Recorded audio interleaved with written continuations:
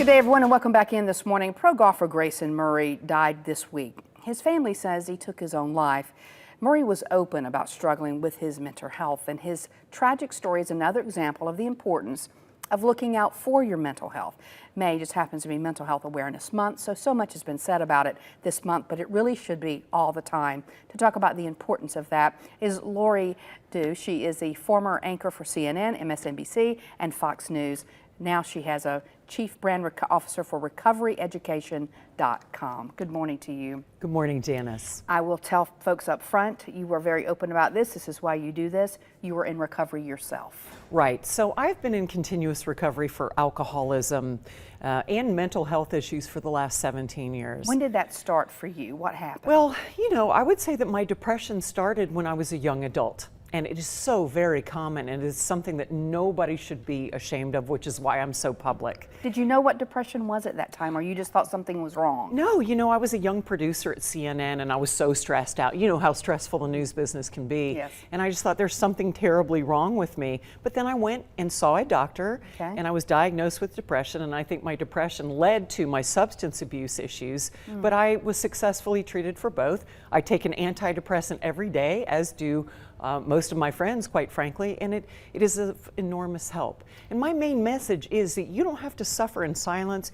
You are not alone. I'm so sorry about Grayson Murray and him feeling like he needed to take his own life. It must have been very serious for him, and because I'm so sorry. We were talking backstage that, again, he was open about it. He had told PGA officials that he was having problems, pulled out of the tournament just last week, and then ended up taking his own life. That certainly is not, that's the extreme. That's not where you want to get to, but talk about why you feel like and how you can be concerned about someone without being paranoid all the time that you think they're going to do that. Well, that's right, and obviously the problem has to be very serious if you're going to take your own life. That's why it is so important for all of us to check in with ourselves, our colleagues, our friends, and especially our children. Do a checkup from the neck up. I like that. So we go to the doctor for all sorts of problems, right? Right now I have shoulder problems. I went to the doctor and got a shot recently. You know, and no one would say anything about that. And no one would say anything about that. We break our leg, we go to the doctor. But when you have mental health issues, there's still that kind of stigma. Oh, I'm too ashamed to talk to anybody about it.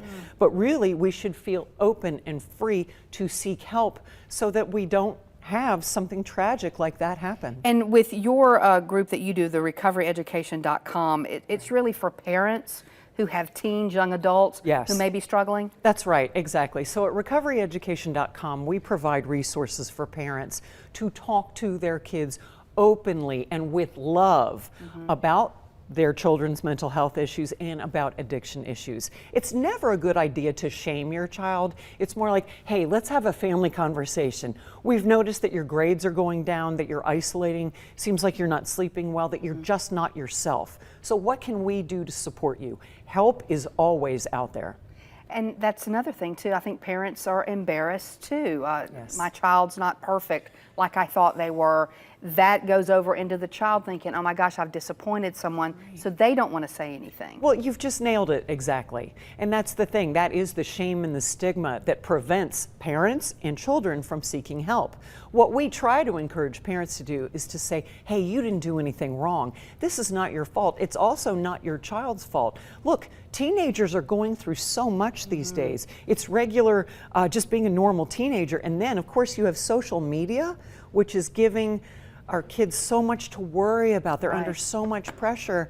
You know, I don't know how teenagers and young adults even cope with life these days. It's so incredibly stressful, which is why we have to talk to them often. And just let's all talk with each other. I was with a group of my girlfriends yesterday. We always check in on each other. Hey, how you doing? How you feeling? What can I do to help you? These are important questions. And they're easy questions that may open up a door. That's it. As we wrap up, how has it changed when you were going through your struggle Because I would imagine that long ago, it wasn't talked about as openly, even as it is now.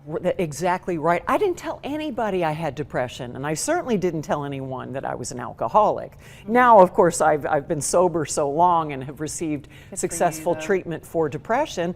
And again, I take my antidepressant every day. I just feel like it's okay, and in fact, it's recommended that we talk about these things. You know, people look at you, you're beautiful, you're successful, and people may think, oh, there's no way, you know, that she went through that. But I think that's what's so great about you sharing your story. Is that why you want to do it? It is. I want to put a public face on everything that people are afraid to talk about, everything that is supposedly taboo.